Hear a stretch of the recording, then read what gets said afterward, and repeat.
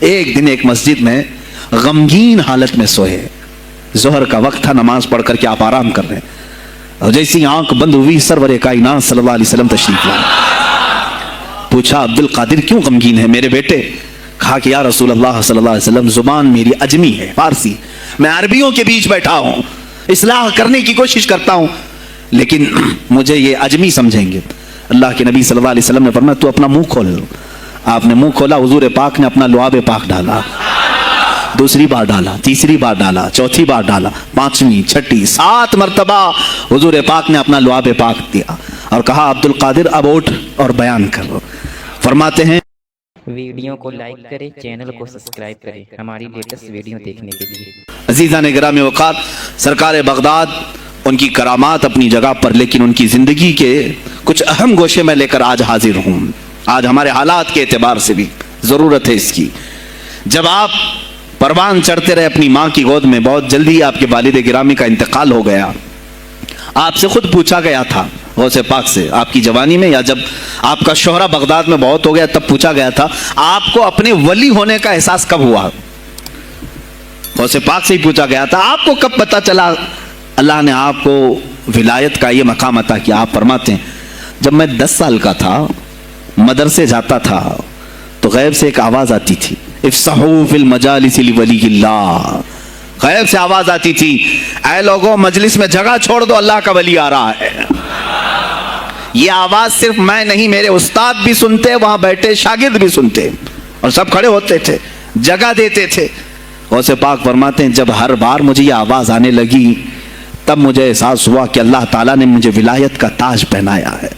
پھر آپ کو لہو و لعب میں, کھیل کود میں نہیں رکھا گیا.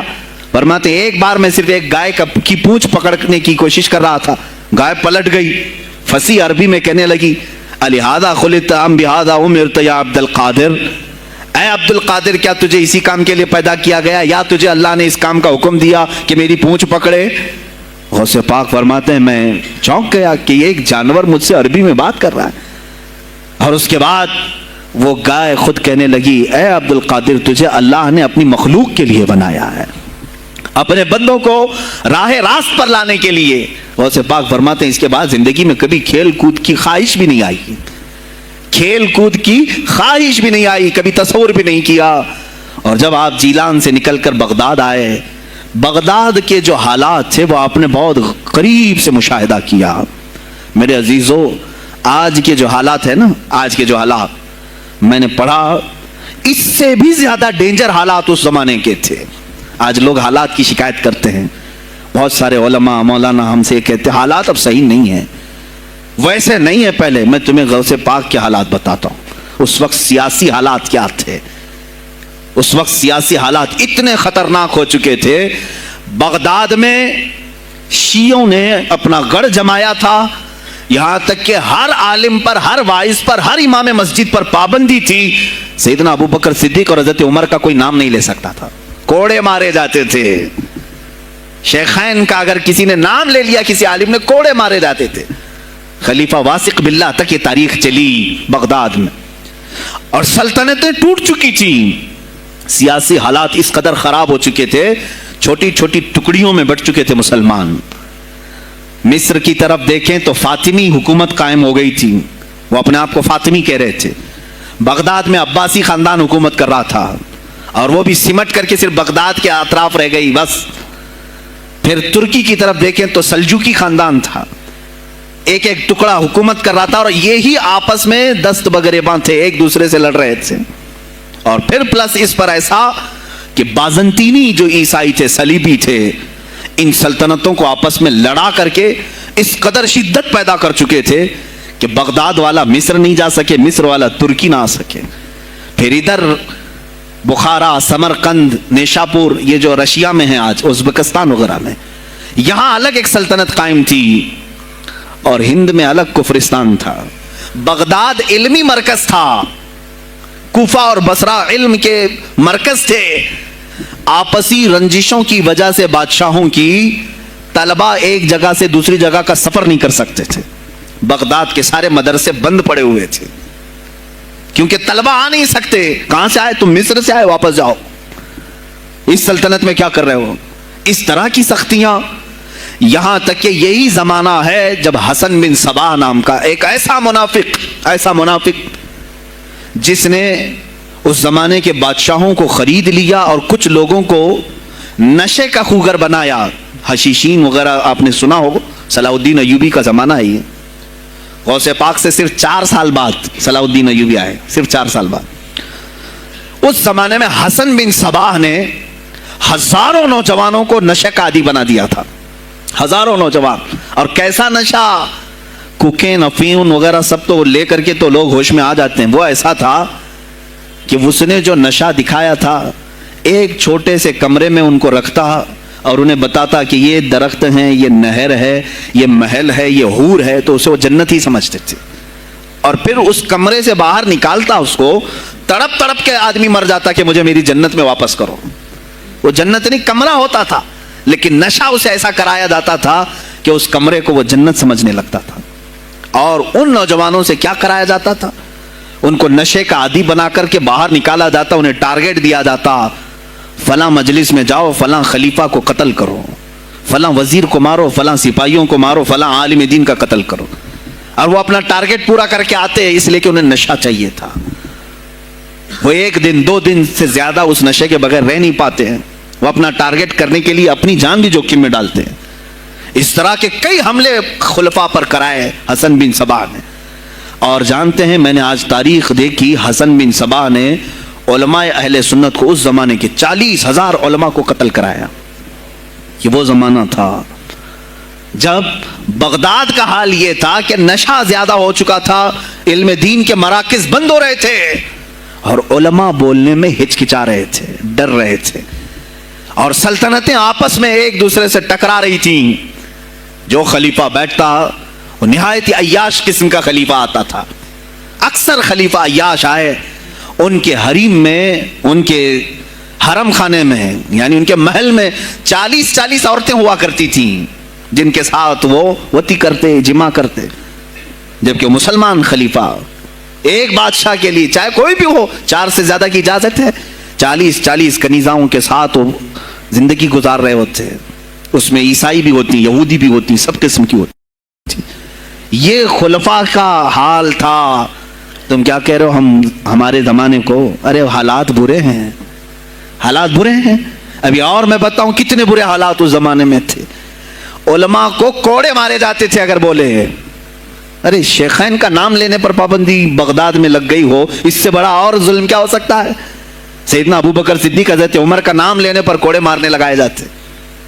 ایسے حالات میں شہنشاہ بغداد سیدنا عبد القادر جیلانی بغداد آئے ہیں جب آپ کی عمر صرف 18 سال کی تھی. 18 سال کی جوانی میں آپ نے ملاحظہ کیا، حالات کو دیکھا، تعلیم حاصل کی بڑے بڑے اساتذہ سے. آپ کے اساتذہ فقہ میں الگ ہیں، حدیث میں الگ ہیں، تفسیر میں الگ ہیں، علم کلام میں، کئی علوم و فنون پہ آپ نے مہارت حاصل کی. اس کے بعد حالات دیکھ کر کے آپ نے کیا کہا؟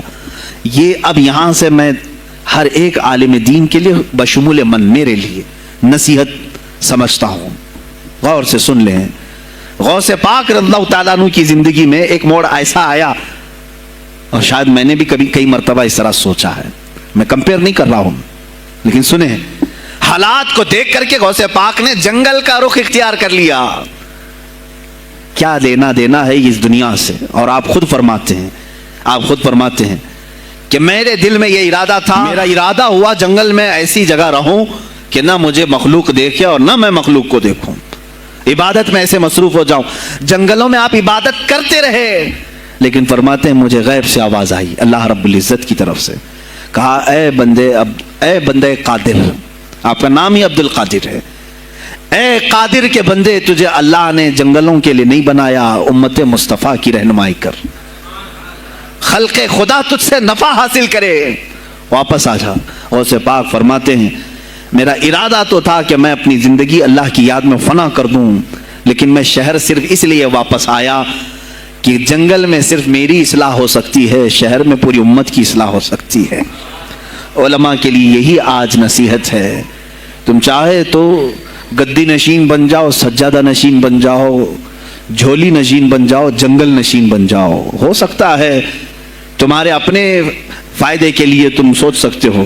मैंने अभी ये कहा, मेरे दिल में इरादा था कि गोशा नशीन होकर के अपनी इबादत करें, अपनी आखिरत की फिक्र करें। नहीं, उलमा को अल्लाह ताला ने इल्म अता किया है उम्मत मुस्तफ़ा की रहनुमाई के लिए। यह अमानत है, चाहें तो भी छुप ना सकें। अजीज़ा ने गिरामी वक़ार, गौसे पाक रज़ियल्लाहु ताला अन्हु वापस बगदाद आए। अच्छा, वो इतनी इबादतों के अरसे में जानते हैं कहाँ कहाँ का सफ़र नहीं किया उन्होंने? जंगलों का सफ़र, सहराओं का सफ़र, बयाबानों का सफ़र, यहाँ तक कि श्रीलंका की सरजमीन तक पहुँचे, मुल्तान तक आए। ये तारीख की किताबें बताती हैं आपने पैदल ये सारे सफ़र किए। फिर वापस उसी बगदाद आए जहाँ के हालात बड़े ही कशीदा थे, और खुलफाए वक्त के खिलाफ जुबान खोलना ये आग से खेलने के बराबर था, आग से खेलने के बराबर था। और सबसे बड़ा मसला तो गौसे पाक के लिए ये था कि आप बगदाद के नहीं थे, इराक के नहीं थे, आप जीलान से आए थे। जीलान ईरान में है। उस जमाने में तबरस्तान एक सूबा था, तबरस्तान का एक शहर जीलान था। जीलान से आए हुए थे बगदाद में। आपकी जुबान फारसी थी, फारसी जुबान का एक तालिब इल्म बगदाद में आया है, और बगदाद पूरा अरबियों का है, फसीह अरबी बोलने वाले लोग, और निहायत ही अय्याशी में पड़े इनकी इस्लाह कैसे करें। दिल में बार बार ये एहसास होता। गौसे पाक फरमाते मेरी जुबान फारसी थी और इनकी जुबान अरबी है, मैं इनसे खिताब कैसे करूं, इनको इस्लाह के रास्ते पर कैसे लाऊं। बार बार सोचते थे, लेकिन दिल में एक दर्द होता था कि उम्मत मुस्तफ़ा को इस हाल में मैं नहीं छोड़ना चाहता। एक दिन एक मस्जिद में गमगीन हालत में सोए, जोहर का वक्त था, नमाज पढ़ करके आप आराम कर रहे हैं, और जैसी आंख बंद हुई सरवरे कायनात सल्लल्लाहु अलैहि वसल्लम तशरीफ लाए। पूछा अब्दुल कादिर क्यों गमगीन है मेरे बेटे? कहा कि या रसूल अल्लाह सल्लल्लाहु अलैहि वसल्लम, जुबान मेरी अजमी है, फारसी, मैं अरबियों के बीच बैठा हूं, इस्लाह करने की कोशिश करता हूं, लेकिन मुझे ये अजमी समझेंगे। अल्लाह के नबी सल्लल्लाहु अलैहि वसल्लम ने फरमाया तू अपना मुंह खोल। आपने मुंह खोला, हुजूर पाक ने अपना लुआब पाक डाला, दूसरी बार डाला, तीसरी बार डाला, चौथी बार डाला, पांचवी, छठी, 7 मरतबा हुजूर पाक ने अपना लुआब पाक दिया और कहा अब्दुल कादिर अब उठ और बयान कर। फरमाते हैं ख्वाब में मैंने हुजूर अकरम सल्लल्लाहु अलैहि वसल्लम का लुआब पाक लिया, थोड़ी ही देर गुजरी थी, मेरे ख्वाब में ही मेरे जद्दे करीम मौला कायनात अली मुर्तज़ा तशरीफ लाया।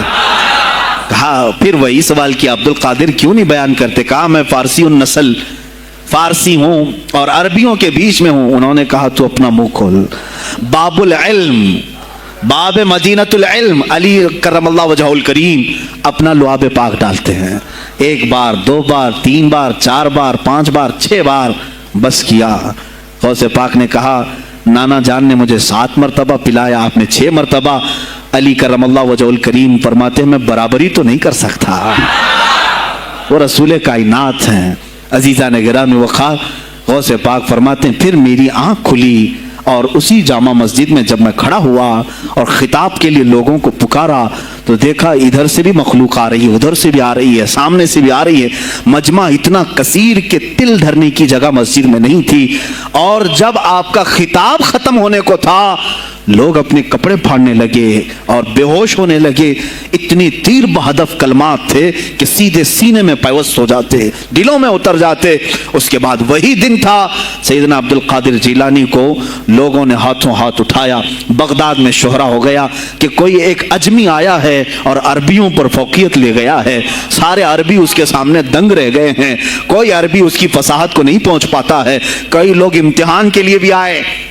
ऐसा नहीं है कि गौसे पाक को यूं ही छोड़ दिया गया। मेरे अजीज तुम तो 1000 साल के बाद करामतें सुनते हो ना, यही लगता है कि गौसे पाक बहुत करामतों के मालिक थे, बहुत बड़े आलिम और बड़े वली कामिल थे, कुछ नहीं हुआ होगा उनके साथ। हमारे से ज्यादा खतरे उन्होंने मोले हैं, हमसे ज्यादा हासिदीन उनके थे, दुश्मनी करने वाले अपनों में भी बहुत सारे थे। गौसे पाक रज़ियल्लाहु ताला अन्हु का जब खिताब शुरू हुआ, क्या एक खतीब जब मशहूर होने लगे तो दूसरे मौलवी खामोश रह जाएंगे?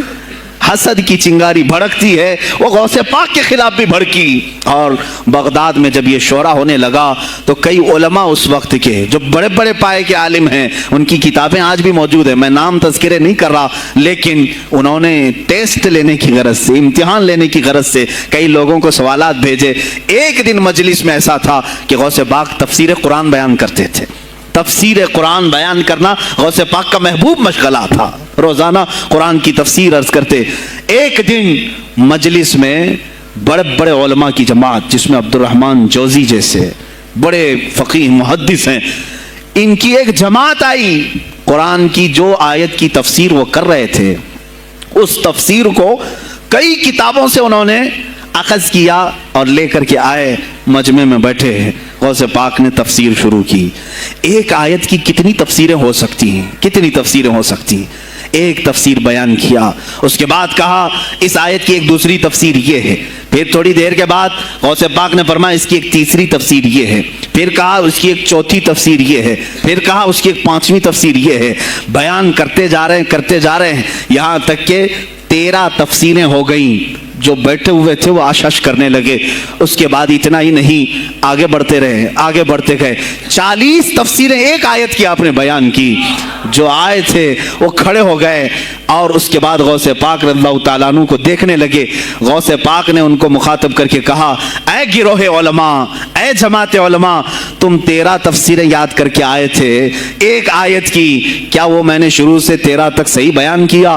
سب اپنے جبے اٹھانے لگے۔ کہا ہم تو یہ 13 تفسیریں پڑھ کر آئے تھے یہ سوچ کر کے کہ شیخ عبد القادر جیلانی کو 2-3 سے زیادہ تفسیریں نہیں آتی ہوں گی، 13 کے بعد آپ تو 40 تک پہنچے، وہاں تو ہمارا بھی علم نہیں پہنچا۔